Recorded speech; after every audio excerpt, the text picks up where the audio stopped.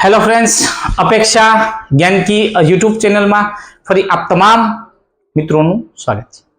मित्रों, खास गणित जेमा आजे मित्रों आपणे नवा ज चेप्टर 7 प्रकरण 7 आज आपणे समझवा जई रह्या छे। मित्रों 7 जेनुं नाम छे अपूर्णांक। मित्रों नवोदय नी वात नथी करतो, आ खास कहूं छुं नवोदय छे एटले नहीं, पण तमे ज्यां सुधी अभ्यास करशो ने मित्रों त्यां सुधी अपूर्णांक तमने उपयोगी बनशे बनशे बनशे अने बनशे ज। तो खास एक भाई तरीके सलाह है कि तमे नोट्स राखो अने बधी वस्तु बेसिक थी लखो, केम के आजना फर्स्ट लेक्चर नी अंदर आपणे एकदम कॉन्सेप्ट समजाववानुं छे। अपूर्णांक शुं छे, एना प्रकार केटला पड़े छे, एना आधारे अमुक क्वेश्चन तमने आज समजावीश। तो मित्रों आजना आ सेशन ने लाइव में जे पण बाळको जोड़ाय छे बधा शेर करी दो मित्रों सुधी, अने खास करीने आजूबाजू में जे पण बाळको छे शिक्षण माटे तत्पर छे, भणवुं छे, तेने विडियो आपो अने आपणी ग्रुप में जोड़ो, जेथी करीने ए पण तमारी साथे शीखवा लागी जाय। पहेला तो अपूर्णांक एटले शुं कॉन्सेप्ट जोईए।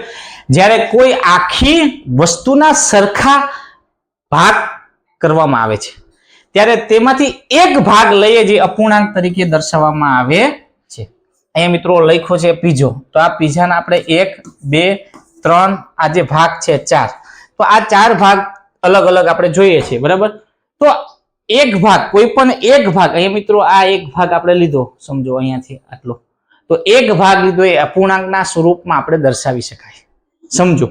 तो अहींया मित्रों अपूर्णांक एटले बेसिक जो अपनी कॉन्सेप्ट समझिए तो तमने ए वस्तु मारे क्लियर आज करवी छे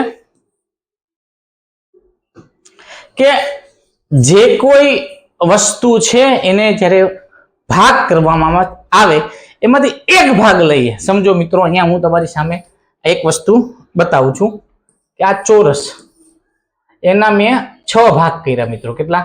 आ 6 भाग मित्रों आ रीते मैं करीए छे। एक ज मिनिट,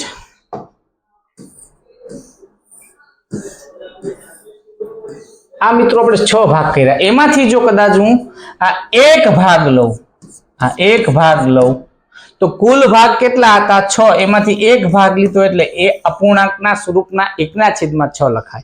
अहींया मित्रों पीजाना टोटल 4 भाग हता, आ 4 भाग तमारी सामे छे, एमांथी आ एक भागना आपणे टुकडाने उपाડીए छीए त्यारे 1/4 बने छे, जेने अपूर्णांकमां 1/4 लखी शकाय। बीजું मित्रों पीजो जोया पछी आपणे मनमा पाणी आम थाय मोढामां। खरेखर घणा बधा बाळको खाय, पण मारी आज भाई तरीके सलाह के पीझा जे छे ए जंक फूड में आवे, बने त्यां सुधी आपणे खावा कोक कोक वार, वधारे पड़ता खावाथी तमारा स्वास्थ्यने नुकसान थाय, एटला माटे हूँ बहु आ बाबत तमने खास ध्यान दोरुं छुं। अंश अने छेदमां मित्रों वात करी आपणे के आ एक रोटली आपणे समजीए, रोटलीनो आ एक भाग आपणे लीधो, आ एक भाग आपणे लीधो तो एने आपणे शुं करीए छीए, कई रीते दर्शावीए छीए, अपूर्णांकमां दर्शावीए तो आ एक भाग आपणे लीधो तो उपर लखवानो अंश, नीचे आवे छे छेद। तो अंश अने छेद, उपरनी संख्याने आपणे अंश कहेवाय, नीचेनी संख्याने छेद कहेवाय। आ एक बीजुं एक वर्तुळ छे के जेना आपणे 8 भाग कर्या, एमांथी आपणे 8 भाग छे, एमांथी मित्रों आपणे અહીં જોઈએ છે તમારી સામે आ 1 आ 2 आ 3 भाग लीधा। टोटल भाग केटला छे? 8।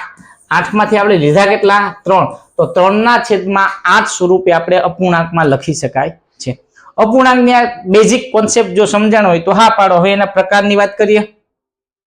शुद्ध अपूर्णांक, अशुद्ध अपूर्णांक, तो के जेमां अंश करता, अंश छे छेद करता, मित्रों अंश छे छेद करता केवो होय छे? मित्रों छेद करता नानो होय। दाखला तरीके 5 अंश छे, नीचे लख्या छे 9, अहींया 3 हता एना छेदमां 8, तो अंश मित्रों समजो अंश छे ए छेद करता आना करता केवो छे? नानो छे, तेने शुद्ध अपूर्णांक कहेवाय छे। दाखला तरीके અહીં 3 भाग हता, आ 3 मांथी 2 भाग आपणे 1 અને 2 लीधा तो उपर लखवाना 2 आवे, कुल भाग छे 3। तो आ अपूर्णांक कई रीते दर्शावी शकाय छे? तो के शुद्ध अपूर्णांक। जो कॉन्सेप्ट समजाय छे तो हा पाडो।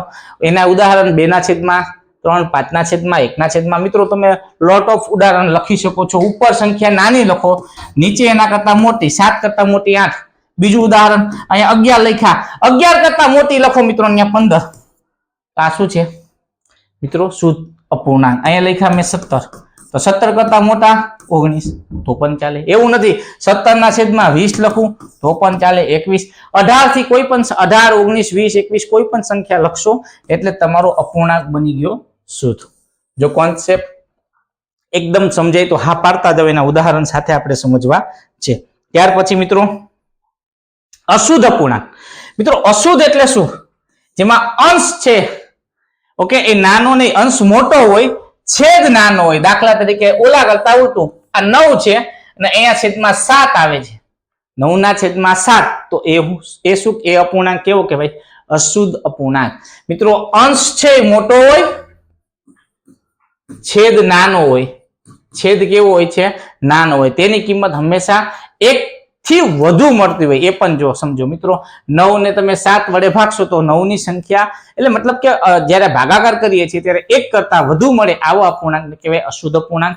ઉદાહરણ આપ્યું 7 ના છેદમાં 4, 5 ના છેદમાં 2, 3 ના છેદમાં 3. આ બધી બાબતો આપણે સમજી શકીએ છે ઉદાહરણ દ્વારા. પણ અહીં 1 2 3 4 5 છે, ટોટલ ભાગ જોઈ શકો છો. ઓકે, ત્યાર પછીની વાત કરીએ મિશ્ર અપૂર્ણાંક.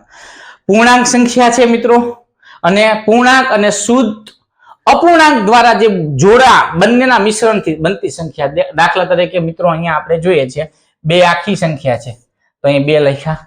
હવે આ વર્તુળના ટોટલ 3 ભાગ હતા, એક ભાગ લીધો, તો આને આપણે મિશ્ર અપૂર્ણાંક. દાખલા તરીકે આ એક સંખ્યા હું લખું છું 5 ના છેદ 5 પૂર્ણાંક 3 સપ્તમાંશ. તો મતલબ શું થયું? આ 5 પૂર્ણાંક છે, બાજુમાં 3 અને 7, અને મિશ્ર અપૂર્ણાંક. પૂર્ણાંક અને અપૂર્ણાંક આ બંને વડે જે સંખ્યા બને છે એને મિશ્ર પૂર્ણાંક કહેવાય. એના ઉદાહરણ આ રીતે મિત્રો જોઈ શકો છો. 2 પૂર્ણાંક 1/3, 4. અહીંયા મિત્રો 9 લખીએ છીએ તો ઉપર લખ્યા 2, અહીંયા લખ્યા 5, તો 9 પૂર્ણાંક 2/5, અહીંયા 11 લખ્યા, અહીંયા 13, અહીંયા 15. તો આ પણ અપૂર્ણાંક કેવું બને છે? મિશ્ર અપૂર્ણાંક બને છે. એકદમ બેઝિક છે મિત્રો, કાંઈ છે નહીં. તમે એકવાર જોશો તો ખ્યાલ આવશે. એનો પ્રકાર શુદ્ધ અશુદ્ધ મિશ્રની વાત થાય છે. તો જે શુદ્ધ અપૂર્ણાંકમાં અંશ નાનો છે અને છેદ કેવો છે? છેદ હંમેશા મોટો. ઓકે, એની અહીંયા વાત કરીએ ઉદાહરણ 3 ના છેદમાં 5. અશુદ્ધમાં અંશ મોટો છે, છેદ નાનો. જો આ મોટો છે આ નાનો છે, મિશ્રમાં બંને વસ્તુ જોવા મળે, પૂર્ણાંક અપૂર્ણાંક. ઓકે, હવે મિત્રો આના દાખલા ઓપ્શનમાંથી આપણે જવાબ તરફ જાશું. જોઈ લઈએ નીચેનામાંથી કયો અપૂર્ણાંક શુદ્ધ છે? તો મિત્રો શુદ્ધની સંકલ્પના આપણને ખબર હોવી જોઈએ. શુદ્ધનો કોન્સેપ્ટ, શુદ્ધ એટલે શું? અંશ નાનો. મિત્રો અંશ કેવો હોય? ઉપર સંખ્યા નાના અને છેદ કેવા હોય? મોટા. તો હવે મિત્રો આમાં તમે જોવો મોટો હોય તો આ 5 છે, આ 3 કરતા મોટો છે, તો આ શુદ્ધ છે નહીં, આ નહીં જવાબ આવે. ઓકે, 7 કરતા 2 શું કહેવાય? 2 ના કરતા 7 છે, મોટા છે, તો આ જવાબ નહીં આવે. ઓકે, અહીંયા આવે 4 છે, આ તો આવશે જ નહીં, કેમ કે 2 પૂર્ણાંક 1/3. આ એમ છે 2 પૂર્ણાંક 1/3. આ તો મિશ્ર છે મિત્રો, એટલે આ જવાબ આવશે નહીં. તો આપણો જવાબ આવ્યો સી. અને આપણે ખબર જ છે કે અંશ કરતા છેદ નાનો. 4 કરતા 3 નાના છે, તો 3 ના છેદમાં 4. આને કહેવાય મિશ્ર શુદ્ધ અપૂર્ણાંક. આને કહેવાય છે શુદ્ધ અપૂર્ણાંક. ઓકે, ત્યાર પછીની વાત કરીએ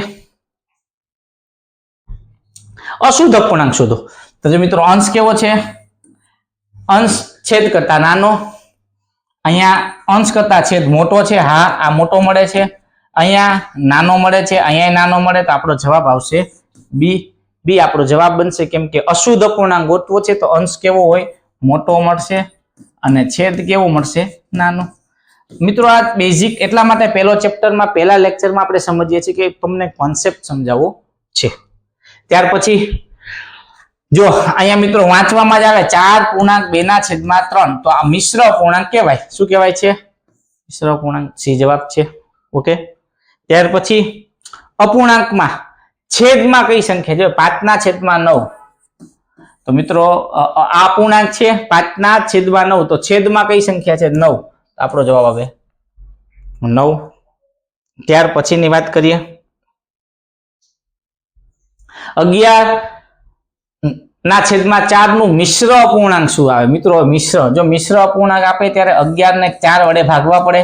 4 તેરી 12 નહીં આવે, 4 દુ 8. અહીંયા છેદ કેટલા વધ્યા? 3. ઓકે, તો હવે આને આપણે કઈ રીતે ભાગફળ, શેષ અને ભાજક.